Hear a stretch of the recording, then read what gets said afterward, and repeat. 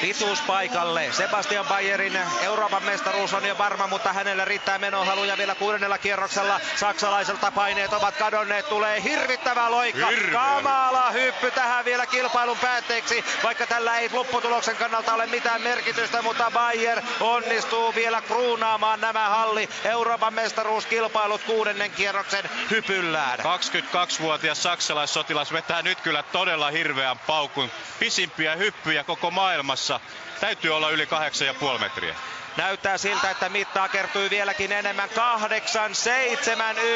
Euroopan ennätys Sebastian Bayerille. Hurja loikka pituus kilpailun päätteeksi. Suomalaiset olivat tänään sivuroolissa, kun Saksa ottaa kaksoisvoiton ja Sebastian Bayer parantaa kyllä ennätystään. Mielettömiin lukemiin 8,71 Euroopan mestarille Euroopan ennätys. Tähän on hyvä lopettaa tämänkertainen erikoislähetys halli yleisurheilusta. Urheiluruudun puolella kuitenkin lisää vielä tunnelmia näistä kisoista. Tältä erää kiitoksia seurastanne ja näkemiin.